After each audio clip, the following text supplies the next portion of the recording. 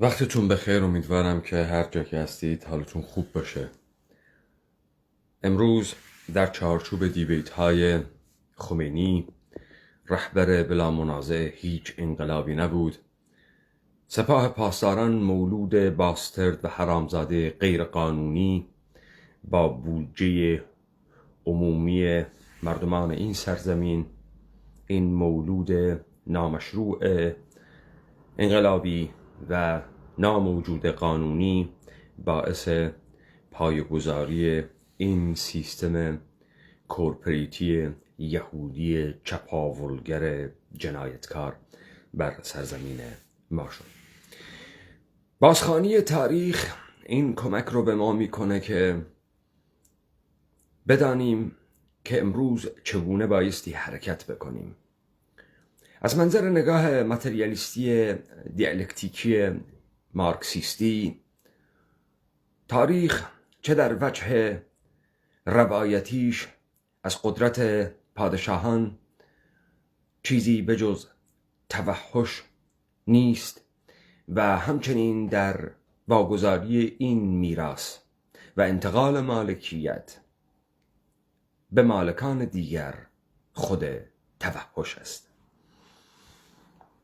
اینی که در سرزمین ما کسانی اقتداری به نام حاکمیت و حکومت را سوار کردند بدون اراده این مردم و خود نیز همین وجه قانونی را لگدمال می کنند، نشان از به سخره گرفتن مردمان این سرزمین و هویت مردمان این سرزمین است. در بحبوحه‌ای که روایت جمهوری آنوسی یهود ایرانی میخواهد خود را ابدی بکند، در فاز سوم و تعیین جانشین علی خامنه‌ای ما جلو این پارادایم شیفت را خواهیم گرفت. ما نمیذاریم اون اتفاقی که در سال 56-57 اتفاق افتاد بار دیگری در این سرزمین اتفاق بیفتد. با تمام اهرم‌هایی که داریم، با تمام دانایی که داریم، با تمام جنگ تمام عیاری که بر علیه این حاکمیت اشغالگر کورپریتی یهود جهانی در افتادیم. من در این دیبیت از سخنان آقای مسعود رجوی که در مصاحبه‌ای که با تاریخ شفاهی آقای حبیب الله لاجوردی و پروژه آقای حبیب الله لاجوردی در 8 خرداد 1363 کردند استفاده میکنم و حین گفتن سخنان آقای مسعود رجوی به مسائل دیگری خواهم پرداخت در راستای تأییدیه این داستان. ببینید، جریان مجاهدین خلق یکی از منسجمترین و قدرتمندترین جریاناتی بود که بعد از ایجاد خلأ نمایشی که در سال 58 ایجاد شد یا از روز اعلام بیطرفی ارتش اتفاق افتاد، می توانست در مقابل خمینی بایستد. اینها مثل ما بقیه دچار همون توهم انقلاب میشن. خب میخوان بگن که ما هم سهمی داریم در این داستان و این انقلاب است. اینجاست مقطعی خمینی را میپذیرن، خمینی که ارباب غربی آورده و میپذیرن. شنیدن سخنان اینها از زبان خودشان در اون مقطع، این سال 63، این مسعود رجوی انقلاب ایدئولوژیک نیست، مسعود رجوی امروز نیست. شما نمیتوانید بر اساس دیتاهای امروزین قضاوت بکنید در مورد میزان محبوبیت مسعود رجوی در سال 63. خب ما به پای سخنان آقای مسعود رجوی میشیم. ظاهراً اعضای مجاهدین خلق 1 بهمن 57 همزمان با باطل خواندن شورای سلطنت توسط سید جلال تهرانی، اون سید مجعول الهویه، کسی که قرار بود به عنوان جانشین شاه در سرزمین بماند و اون شامورتی بازی ها را در آوردن که من در دیبیت های پیشتر اشاره کردم. در این روز 1 بهمن 57 زندانی های مجاهدین خلق از زندان آزاد میشن و آقای رجوی هم به همچنین. حالا آقای رجوی در قضایایی رو مطرح میکنه، ما به اینش کار داریم. پس شما توجه داشتید آقای رجوی الان باید 57 را انقلاب بداند، تمام قد از 57 دفاع بکند و بگوید این محصول انقلاب و نیروی پرتلاطم و انگیزه انقلابی اینها بوده و مردم رو همسهیم بکنه. حالا آقای رجوی چگونه میخواد از این 57 دفاع بکنه؟ ما میشنویم. برای شرکت در سرنگونی عملی رژیم شاه، خب انبوهی از فعالیت ها بود، از سیاسی و تشکیلاتی و فعالیت های دیگر. از این به بعد شما خودتون هم شخصا توی اون فعالیت ها شرکت داشتین دیگه؟ بله دیگه. تصمیم گیری دربارش؟ بله دیگه، جزء ارگان به اصطلاح تصمیم گیرنده ما بودیم. چه رویدادهایی از اون موقع شما به خاطر میارید، اونهایی که شما خودتون در شرکت داشتین و در تصمیم گیری شرکت داشتید، رویدادهای انقلابی اون زمان؟ خب چنان که شما میدونید یک نقش عمده‌ای مجاهدین در سرنگونی رژیم شاه بازی کردن. بله که عکس‌ها و تصاویرش رو هم لابد دیدیم. مثلا موقعی که شهر تبریز آزاد شد، اگر تصاویرش رو دیده باشین، اونجا مرحوم خیابانی است که وارد شهر میشه و شهر رو با بقیه مجاهدین نقش بسیار بالایی داره در آزاد کردن شهر. رفته بود تبریز دیدار خانوادهشون. همینطور مجاهدین در جاهای مختلف، شیراز، مشهد، اهواز و الی آخر، به اصطلاح دوشادوش و همراه و همگام با مردم و حرکت میکردن برای سقوط این رژیم. اگر یادتون باشه، هر جا که اشکالی ایجاد میشد، تلویزیون و رادیو بلافاصله اطلاعیه میدادن که مثلا مجاهدین یا فدایی ها بیان. طبیعتا پایگاه اجتماعی مجاهدین گسترده تر بود. خب در تسخیر خیلی از جاها شرکت داشتن، در بسیج خیلی از تظاهرات و خلاصه نقش خودشون رو انجام دادن. فعالیت اون 12 روز تا اونجا که من یادم هست، در حقیقت 22 روز. در روز که خمینی بود، 12 روز هم قبلش بسیار بسیار فشرده بود. تظاهرات عظیم سیاسی بود، سخنرانی بود. عرض کنم که خب شما دارید میبینید که آنچه که اینا دارن بهش انقلاب میگن، سر و کله اینها یواش یواش از 1 بهمن پیدا میشه، در شرایطی که براشون ایجاد میشه. حالا کی این شرایط رو ایجاد میکنه؟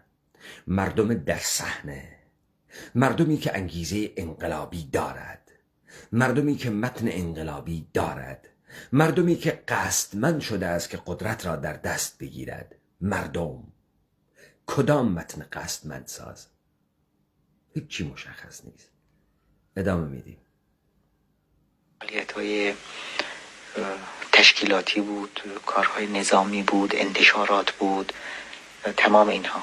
دقیقاً من یادم هست 3-4 بار در این فاصله 10 روزی که ما از زندان بیرون اومده بودیم، خمینی نبود، از نفل و شاتو احمد خمینی با من تماس میگرفت و حتی یه بار بهم میگفت که شما الان چرا اعلام حزب نمی کنین، درهای سازمانتون رو باز کنین. گفتم چطور؟ گفت من که یقین دارم الان 1 میلیون جوان حاضرن به شما بپیوندن. و تو همون کش و قوس ها به اصطلاح بودیم. اوضاع رو مثلا میپرسید. بقیه هم که لابد در مطبوعات و چیزها خوندیم. آقای رجبی، بسیاری از مردم ایران متعجبن که چگونه شد که ارتش مثل یک شیر برفی آب شد و به این سادگی از هم پاشید. بسیاری از مردم ایران در تعجبن که چه شد ارتش مثل یک شیر برفی آب شد و از هم پاشید. متعجبن مردم ایران چه شد که ارتش از هم پاشید. این مردم که خودشون هم انقلاب نکردن، که انقلابی نبود، که چرا متعجبن که ارتش برای چی از هم پاشید؟ آقای رجوی جواب میده. شما از حضور ژنرال کویزر امریکایی در ایران و مذاکراتی که میکرد و به طور کلی مذاکراتی که بین نظامیان و اردوگاه خمینی و نمایندگان خمینی برقرار بود اطلاعی دارید؟ بله. عرض کنم که الان که فکر میکنم با کتاب هایی که مقامات دولت کارتر نوشتن، چندین کتاب میدونم که واضح. شما شخصا شاهد خب اینجایی که سوال میکنه آقای زیا صدر اگه اشتباه نکنم، داره میگه که تلویحاً آنچه که باعث اعلام بی‌طرفی ارتش شد دستور آمریکا و ژنرال هایزر بود. داره این رو میگه. حالا میخواد بپرسه از آقای مسعود رجوی که آیا این درسته طبق دیده های شما، شنیده های شما که حضور داشتید در اون روزها، این درسته؟ حالا آقای رجوی سعی میکنه که پاسخ بده. آقای رجوی میخواد عودت بده به کتاب هایی که کارمندان دولت کارتر نوشتن. میگه که نه، مشاهدات خودت رو بگو. چرا این ارتش یهو مثل شیر برفی آب شد که شما بهش گفتید پیروزی انقلاب؟ حاضرش بودید و اطلاع دارید. میخوام عرض کنم که تنها چیزی که من یک بار از مهندس بازرگان شنیدم، خودش توضیح میداد برام که رفته بودیم خونش، چون ایشون اومد دیدن ما بعد از زندان، بعد که نخست وزیر بود، یه بار در خونش ملاقات داشتیم، صحبت داشتیم. من سعی می‌کردم ترغیب بکنم که مواضع ضد ارتجاعی بیشتر ایشون بگیره. صحبت می‌کرد از که مثلا تو اتاق فلانی اینجا نشسته بود و گفتگوهایی که داشتن در اون ایام. یکی هم قبل از اینکه خمینی بیاد 3-4 روز قبل، بهشتی ما رو دعوت کرد به خونهش و من رفتم با 1-2 تا از برادرانم. همونجا گفتگو میکرد با بختیار تلفنی، دائما در حین صحبت. و در حضور شما؟ بله، در حضور من. البته من اون ورسیم رو که نمیشنه، فرق کنید جای تلفن باشه شما صحبت بکنید. گفتگو میکرد با بختیار، کلمات الان یادم نیست. بعد مثلا به من میگفت که بله اینطور. یک بار دیگه سر قضایای سعادتی رفتم سراغش، به شدت اعتراض میکردم. اون موقع دیگه همه کاره بود تقریبا تو کشور بعد از خمینی. در ضمن صحبتاش خاطرات تعریف میکرد، میگفت بله به این آقایون، منظورش امریکایی ها بود، اینطور گفتم و از اینطور چیزا. البته اینو بذارین تاکید کنم خدمتتون، اینا عوامل فرعی است که شما گفتین. عامل اصلی اینه الان هم متاسفانه وسایل خبری غرب خوب توجه نداره.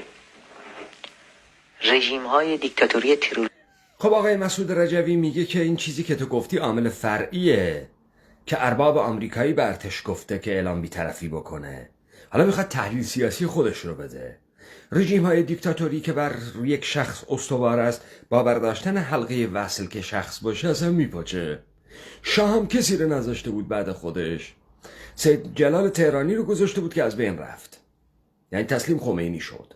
یعنی ارباب بزرگترش که اونو گذاشته بود کنار شاه بهش گفت که تسلیم شو و اعلام ابطال شورای سلطنت کن تا شورای انقلاب معنا پیدا بکنه. حالا آقای رجوی داره تحلیل میکنه. آقای رجوی هم خودش میدونه که چه شد که ارتش اعلام بی‌طرفی کرد. علی‌رغم این که اینها به خودشون تلقین میکنن اینا مجاهدین خلقن، اینا مجاهدین خلقی هن که احیانا اون تاریخ جنگ های چریکی دهه 50 را دارن، برعکس خمینی که هیچ نیرویی ندارد.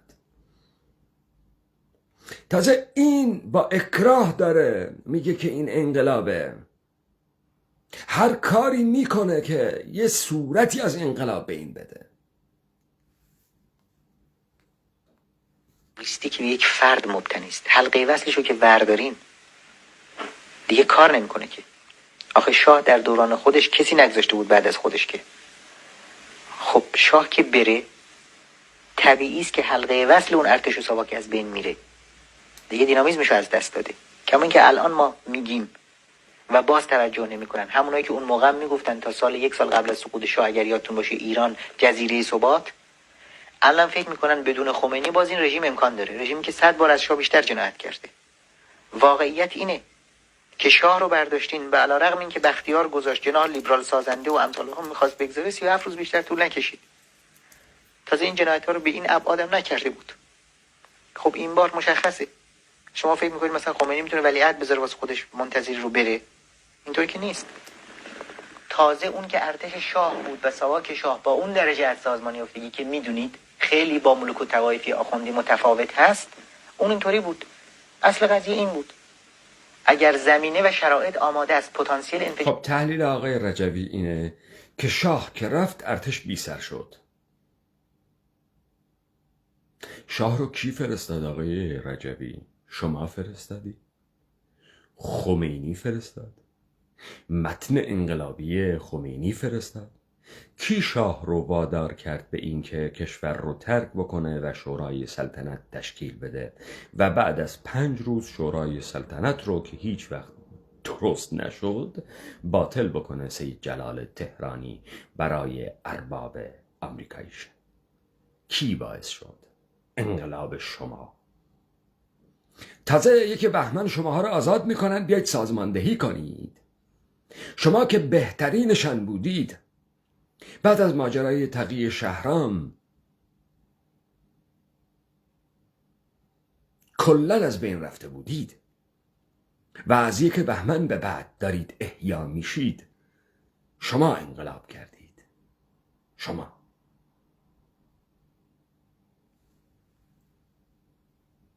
جاری آماده است. حالا گاه خمینی وسیله جنگ جلوشو گرفته. این سرپوش ها که برداشته بشه، یکی از این سرپوش ها و حلقات وصل خب شخص دیکتاتوره. کجا دیدین در کشورهای نظیر ما که دیکتاتور بره نظام دیکتاتوری فردی بتونه حفظ بشه؟ این که امکان نداره. اونجا منطوری بود. من میگم که به فرض جنرال هویزر هم نمی بود. شما فکر می‌کنین چی؟ خب من میگم که به فرض جنرال هویزر هم نمی بود. پس طبق سخنان آقای مسعود رجوی مهمترین جریان منظم سازمانی بعد از اعلام بی‌طرفی ارتش شاهنشاهی داره میگه که گیرم هویزر نبود. یعنی هویزر بود. یعنی این هویزر بود، این ارباب آمریکایی بود، شاه رو فرستاد ارتش رو تسلیم کرد. نه ما. حالا میگه که گیرم هم اون نبود. چه اتفاقی میافتاد؟ حالا داره وقایع بعد نمایشی که از خلأ قدرت که در 50 بعد از اعلام بی‌طرفی ارتش میدن رو مطرح میکنه، به عنوان فکت میاره که این مردم بود. که من از سخنان آقای سنجابی که به خمینی گفته بود ما یا باید بجنگیم با ارتش که از این جنگ پیروز به در نخواهیم آمد، یا اینکه از مجرای قانونی اقدام بکنیم. خب حالا آقای رجوی که دارای اون جوانی و اون عقبه دهه 50 و زندانم هست میپذیره که کار هویزر بود. حالا میگه که اصلا گیرم هویزرم نبود. چه اتفاقی میافتاد؟ ما گوش میدیم. میشد در قدم بعدی خمینی مجبور بود پشت توده مردم نه جلوشون فتوای جهاد مسلحانه را هم بدهد. یعنی مردم میکردن، کما که دیدین کردن. خمینی که دستور نداد برین پادگانا رو بگیرین، برین نمیدونم به اشرت آباد و فلان و فلان. خب مردم داشتن میکردن. میلیون ها مردم مجلس و نخست وزیر رو گرفتن، همه اینا که بودن این بختیار و فلان اینا گذاشتن در رفتن. خب این کارم نمی بود هویزر هم. چرا به حساب هویزر بذاریم؟ توده مردمی هست برانگیخته شده، پتانسیل انفجاری وجود داره. آقای مسعود رجوی، این توده مردم را کی برانگیخت؟ کدام اندیشه انقلابی برانگیخت؟ برانگیخته شدن یعنی چه؟ آقای مسعود رجوی، شما دارید سر خودتون گول میمالید. شما دارید از اتفاقاتی صحبت میکنید بعد از اعلام بی‌طرفی ارتشی که مردد است، همافرهایی که با گارد جاویدان درگیر شدن و این وسط مردمی هم تازه بعد از اعلام بی‌طرفی ارتش و نبود شاه رها میشوند از استبداد، رها میشوند از گمنامی، برای ضبط غنایم و اسلحه و خانه و پول و عده‌ای هم به خاطر نیات دیگری وارد بازی میشن، کلانتری هم میگیرن، پادگان هم میگیرن، با تحریکات عده‌ای من جمله میتواند سازمان شما باشد، چریک های فدایی باشد. ایرادی هم نداره. مسئله سر اینه که شما خمینی را به نام رهبری که توان انقلاب داشته است در بسیج مردم ایران برای انقلاب معرفی میکنید. دروغ محضه. شما میگید این مردم بود انقلاب کرد. دروغ محضه.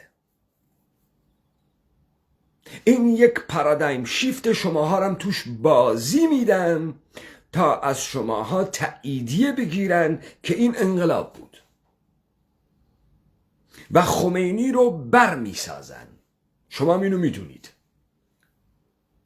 اما چون به واسطه رفتن شاه و این پارادایم شیفت شماها حالا یک شبه در اون بالا قرار گرفتید، نمیخواید بگید نیست.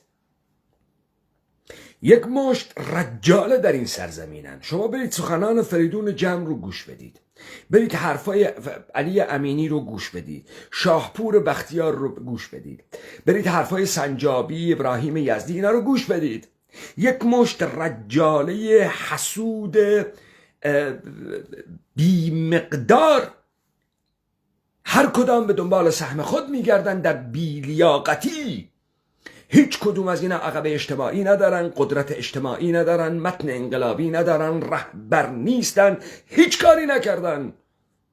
یه خمینی رو یه ارباب آمریکایی میاره، یک شبکه از آخوندهای بی پدر و مادر رو هم براش بسیج میکنه با امکانات مالی و میدیایی که در اختیارش میذاره.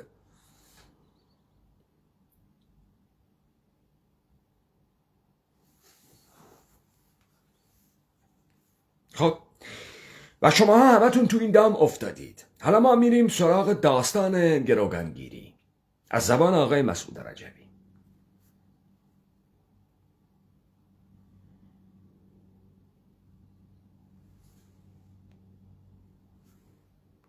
گروگانگیری صادر شده بود، نتونستن که راجع به نظر مجاهدین خلق درباره اون وقایع چیزی پیدا کنن. ممکنه لطف بفرمایید و برای ما توضیح بدید که اصولاً موضوع سازمان مجاهدین خلق در ارتباط با گروگانگیری چه بود؟ من عرض کنم که الان میخوام که از دفتری که اینجا داریم اولین اطلاعیه‌ای رو که ما صادر کردیم، اگر داشته باشن نمیدونم، اگر مجاهده داشته باشین توش هست ببین. این همون اطلاعیه است که بارها موسوی خمینی و دیگر مقامات رژیم و حزب جمهوری در روزنامه حزب جمهوری بر سرش قلم فرسایی ها کردن و به اصطلاح گفتن نفاق این منافقین مجاهدین از اینجا پیداست که فی الواقع با کار ما مخالف بودن، ولی برای اینکه تو این قضیه مات نشند از یک سو می آمدن، از یک سو خود ما رو می کوبیدن. در هر حال ببینید موضوع ما کاملا مشخص بود. خمینی به این مانور بود، مانوری که هدفش ادامه قدرت بود. هدفش مثل خود داستان گروگان ها این بود که قانون اساسی بی درد سر گذشته بشه، دولت و مجلس و انتخابات و اینها عمل.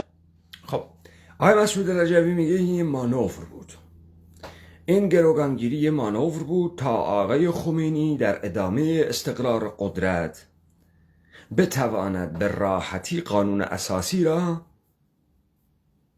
به رأی گیری بذاره، که بعدن هم این اتفاق افتاد و تونست که رأی قانون اساسی را بگیره و گفت این کارت سوخت است دیگه. این تحلیل آقای رجبی سال 63 و میگه ما همون موقع اعلامیه دادیم. خب حالا آقای خمینی اگر اقتدار انقلابی می داشت به این شامورتی بازی ها احتیاج نداشت. اگر رهبر بود احتیاجی به حذف این نیروها با تکنیک نداشت. جمعیت میلیونی داشت میداد جمعیت میلیونی اینها رو تکه پاره کنن، نتونست. تا سگ حرامزاده‌ای به نام سپاه پاسداران درست نکرد، نتونست. و تمام اینها رو به یمن بودجه و ارباب آمریکایی و کشور و مردمی که حالا به منصب ظهور رسیدند بی امتیازان شهری که حالا میخواند نام پیدا بکنند رو سازماندهی میکنند. این کارا باید قبل از رفتن شاه اتفاق میافتاد تا شاه مجبور به رفتن میشد، نه بعد از رفتن شاه اعلام بی‌طرفی ارتش. آقای خمینی رهبر انقلابی، تو با کدام متن انقلاب کردی؟ تو کدام مردم رو ساختی؟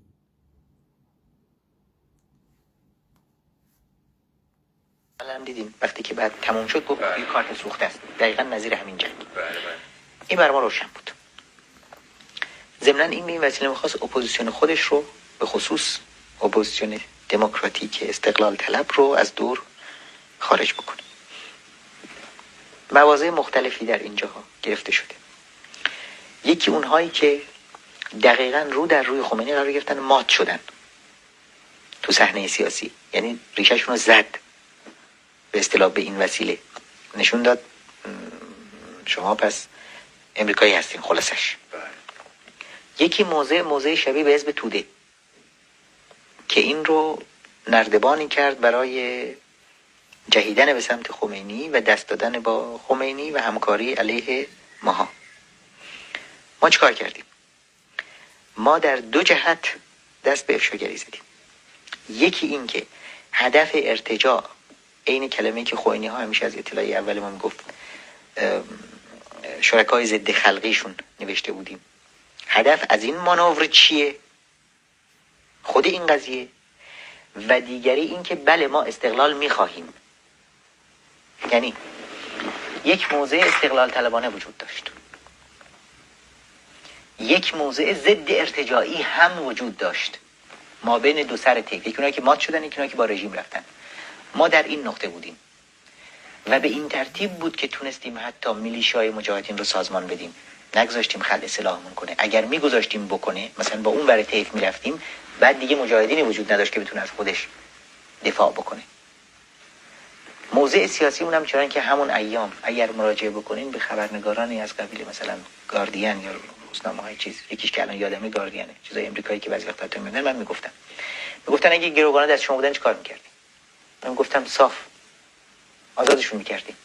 میگفتن خب فشارهای خمینی چیکار می‌کردیم؟ میگفتم ماکسیمم به طور سمبولیک بهشون میگفتیم که آقا اینجا جای این کارا نیست، یعنی موضع استقلال طلبانه‌مون رو بیان می‌کردیم. نکته در اینجا بود و پیچ سیاسی که ما می‌خواستیم این برگ از دست خمینی، موضع استقلال جدا کردم در بیاد.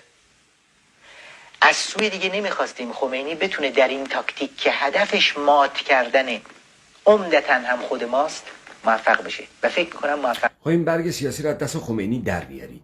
خمینی در 29 بهمن 57 دست شما در آورد، ارباب آمریکایی دستتون در آورد.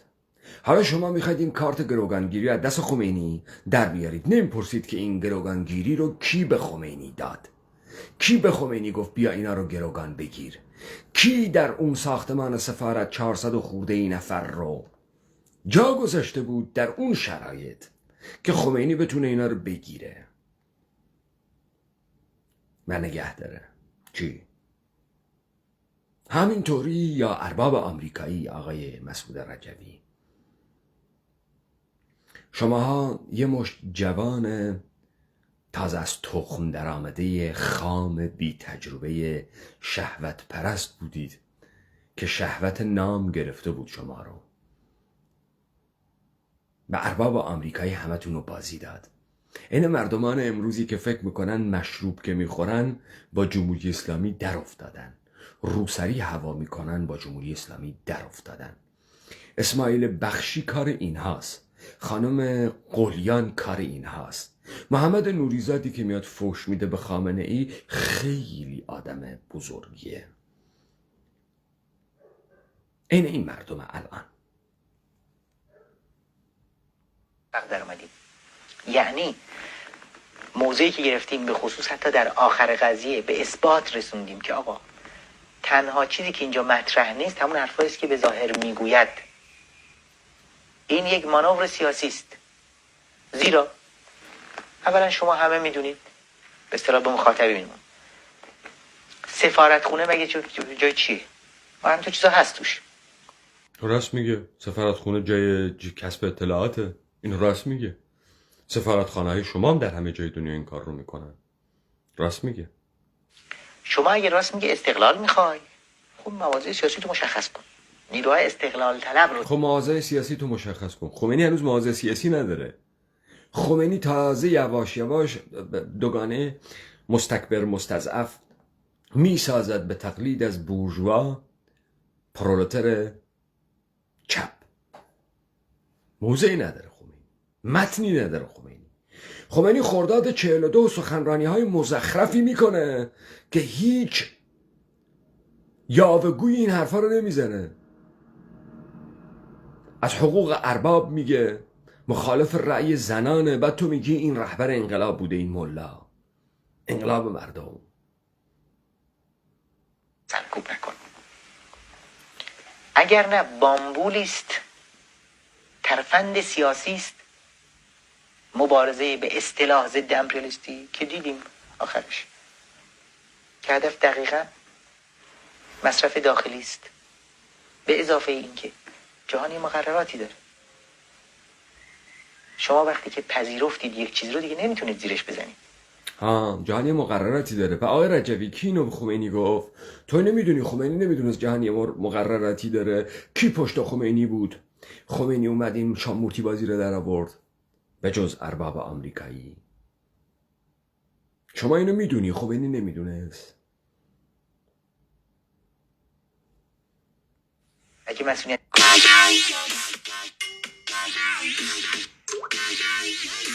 خیلی عذر میخوام از بابت این تبلیغات. نمیتونین زیرش بزنین. اما تمام اینها هم باعث این نشد که ما بیایم خودمون رو در جایی که خمینی میخواست قرار بدیم. زیرا طبیعتاً اوتمون میکرد از صحنه. چرا؟ اصلا این کار برای چی کرده بود؟ شما اگر نامه هایی که بعداً همون دانشجوهایی که بعضشون اونجا بودن، دانشجوهای موسوم به خط امام، نوشتن به مجاهد و چاپ شده اونجا ببینید، در طراحی قضیه موسوی خوینه ها بینا میگه که هدف مات کردن مجاهدینه.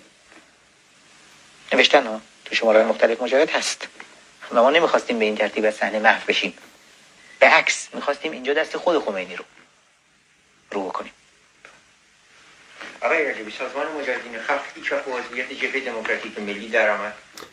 خب آنچه که شما از زبان آقای مسعود رجوی شنیدید دال بر این مطلب بود. ادعا می شود یک کشور 40 میلیونی، علی امینی در همین مصاحبه‌ای که میکنه میگه که بالاخره خلأ شاه رو خمینی پر میکرد برای آمریکا.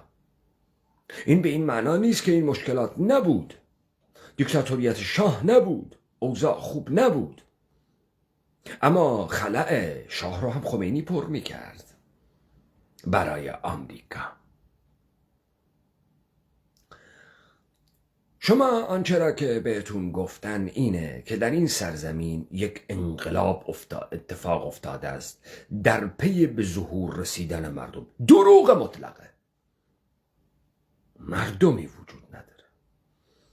چون تو برای به ظهور رساندن مردم بایستی مردم سازی بکنی، در مردم قصد ایجاد بکنی و این متن انقلابی میخواهد. اسلام یک داستان کهنه 1400 سال است که اگر هر پتانسیلی می داشت بایستی در طول این 1400 سال نشان میداد.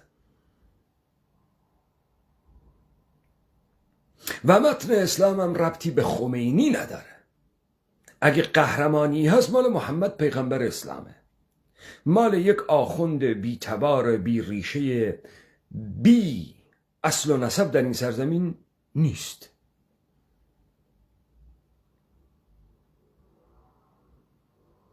و کسی هم منتظر نبوده که مسلمانیش رو خمینی براش تعریف بکنه. و از خمینی هم بسیار مهمتر مراجع تقلید شیعه دیگه‌ای وجود داشتن. اگر این خمینی مرجع تقلید شیعه بود و خیلی آدم گنده‌ای بود، در کانون فتنه شیعیان که نجف و کربلا باشه تبعید نمیشد، بایستی حکومت عراق از این خمینی میترسید. مگر اینها فراملی عمل نمی کنن؟ مگر او به دنبال امت اسلامی نبود؟ خمینی چطور دوگانه مستکبر و مستضعف را در عراق نداشت؟ چطور این مرجع تقلید از شیعیان بی ترمز عراقی استفاده نکرد؟ در شرایط تزلزل حزب بعث، کودتاهای یکی پس از دیگری در فیلد استیت عراق بعد از کودتای نظامی عبدالکریم قاسم بر علیه فیصل، چطور در این کورپوریشن عراقی که خمینی شیعه و مرجع تقلید و در نجف توان انقلاب نداره، تازه دولت شاهنشاهی ایران بسیار خوشحال میشد که رژیم بعث ناسیونالیستی عراق رو خمینی زیر بکشه. چرا این کار نکرد خمینی اگه مرجع تقلید عجیب و غریبی بود؟ عرب شیعه عراقی که خیلی بی ترمزتر و ارتجاعی تر بودن از شیعه های کافکابار و رو تهرانی، کاشانی. چرا؟ اینجا هیچ متنی موجود نیست، هیچ متن انقلابی مردم سازی موجود نیست. نیروهایی که بعداً تحت نام همه با هم برای دادن ظاهر انقلاب به این داستان به منصه ظهور میرسونن، ایجاد مشکل برای خمینی میکنن. خمینی مجبور به شام مورتی بازی میشه. اینا همشون میدونن زوری ندارن، وقت میخوان که بتونن از توده بی شکل مردم نیرو بگیرن. آقای مسعود رجبی، شما خودت در روزنامه اطلاعات شهادتی نیاوردی برای دیدار با خمینی، چون خمینی به احمد گفته بود تو مسلمان نیستی و تو مجبور شدی این توهین رو به مجاهدین قبول بکنی و در روزنامه شهادتین بیاری و اشهد ان لا اله الا الله و اشهد ان محمد رسول الله بگی. چرا؟ چون حتی شمایی که سازماندهی شده بودید، حتی شمایی که تا حدودی پایگاه مردمی داشتید، میدانستید که چیزی به نام انقلاب اینجا وجود نداره. شما وقت میخواید تا از امکاناتی که الان در اختیارتون قرار گرفته بتونید یارگیری بکنید، چون چیزی تو دستاتون نیست. خمینی از شما میترسه، شما از خمینی میترسید. به همین خاطر این شام مورتی بازی ها شروع میشه تا خمینی مولود حرامزادش رو به نام سپاه پاسداران و مولود ناقانونیش رو به منصه ظهور میرسونه و بعد تک تک شماها رو با پروژه های اربابش از صحنه خارج میکنه. به همین خاطر خامنه ای میترسه. خامنه ای تجربه 57 رو داره، ارباب آمریکاییش داره. این دفعه جمعیت 85 میلیونه. خیلی بیکاران و ناامیدان در این جامعه بسیار زیاده. یک خلأ قدرت 24 ساعته مثل نمایش 57 اتفاق بیفته، ارباب آمریکاییش هم نمیتونه جمع کنه داستان رو. نمیتونید جمع کنید. اون 57 بود، ارتش رو صحیح و سالم گذاشتید، بردید تو پادگان ها، دستگاه های امنیت سر جای خودش بود، مؤسسات سر جای خودش بود، هیچ خلأ امنیتی نبود و بعد نمایش خلأ امنیت دادن تا خمینی بی پایگاه مردمی بی متن با حضور عده‌ای فرصت طلب اپورتونیستی که جدیداً از در حاشیه بودگی در آمدن و حالا وارد نزاع قدرت شدن و میخوان خودی را نشان بدهن، تبدیل به سربازان خمینی بشن. پاپتی ها، بی امتیازان شهری، خاکسفیدی ها و نازی آبادی ها و شهرنویی هایی که بعداً شدن راندخاران خمینی.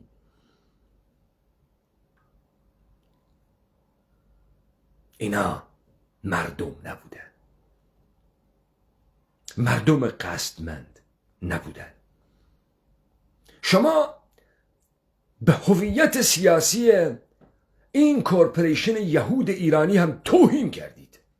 به همین هویت سیاسی زیر پاتون گذاشتید، تو توالت سیفون روش کشیدید. برای هیچ کسی قابل احترام نیست. اون هویتی که خودت لهش میکنی برای هیچ کسی قابل احترام نیست. اون قانونی که خودت وضع میکنی و زیر پا میذاری و دور میزنی برای هیچ کسی قابل احترام نیست. شما در این سرزمین با جریان انقلابی روبرو نشدید هنوز، با متن مردم ساز روبرو نشدید هنوز. همین علی خامنه ای مثل سگ داره میترسه. عین خمینی بی تبار، عین خمینی بی ریشه، عین خمینی بی پدر و مادر، بی ایل. در این سرزمین معلوم نیست کیه این ملای مشهدی کولی بی تبار؟ کیه این؟ خامنه ای تویی که مولود حرامزاده غیر قانونی هستی، چه چیزی تو را بر اریکه قدرت نگاه داشته؟ زور بازوهات، ایل و تبارت، مقام حزبیت، مقام علمی و دینیت. چه چیز خامنه ای؟ قانون؟ تو قانون داری مگه؟ تو خودت 57 غیر قانونیه، سپاهت غیر قانونیه، تغییر قانون اساسی جمهوری اسلامی 67 غیر قانونیه، 68 غیر قانونیه. اشتباه نمیدونم 67 یا 68 غیر قانونیه.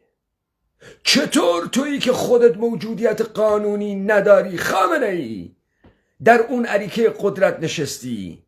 کی تو رو اونجا نگه داشته؟ کی؟ چه چیزی؟ در این مملکت مگه قانون هم هست؟ مگر مردمانی هستن که نظرن تو فعل غیر قانونی بکنی؟ هست مگه؟ تو چطور بر اون کرسی نشستی؟ علی خامنه ای تن رنجوری داری و جسم علیلی داری و یه آبرویی داری که آمریکا بهت داده. آمریکا تو رو اونجا گیر داده، ارباب آمریکایی تو رو اونجا گیر داده. چه چیزی باعث میشه کسی تو رو از اون صندلی پایین نیاره؟ کی؟ سگای دوروبرت با پول؟ مگه نیستن کسانی که از همون مقدار پول برخوردارن و میتونن تو رو به زیر بکشن؟ تو نه ایل داری، نه تبار داری، نه قدرت داری، نه مقام دینی داری، نه چهره کاریزماتیک هستی، نه هیچ عددی بودی. کی تو رو بر اریکه اون قدرت گیر داده خامنه ای؟ حالا میخوای وارد فاز بعدی بشی، نمیتونی از سد ما رد بشی، میترسی عین سگ، چون از وقایع 57 میترسی. این بار حریفت یه مشت جوجه جغله تازه از تخم در آمده متوهم نیستن. حریفت ماییم، مردم، با متن انقلابی مردم ساز. پاکتون میکنیم، وجود لوستون رو از روی کره زمین پاک میکنیم.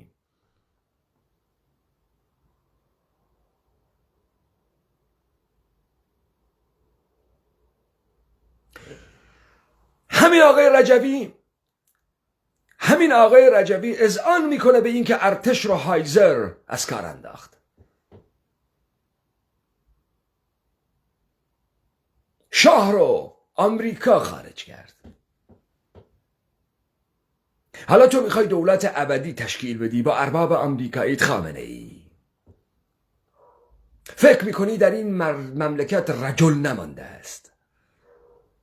تو میتونی با استفاده کردن از مردم و دادن توهم به مردم و توده رو بسیج بکنی تا بتونی پروژه جانشینیت رو درست بکنی. یه مشت رجالم عین اینهای اول انقلاب درست کردی دور برای خودت، حزب دموکرات و حزب کومله و جمهوری خواهان و سلطنت طلبان و تلویزیون کانالبان شهرام همایون و زیبا کلام و سازگارا و شریعت مداری و یه مشت انتر که همکاریت بکنن تا تو به دولت ابدیت بری.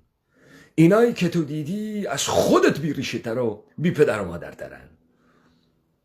ما در اون سرزمین ریشه داریم، مردمان این سرزمین هستیم. این بار ما نمیزنیم 57 رو تکرار کنی خامنه ای.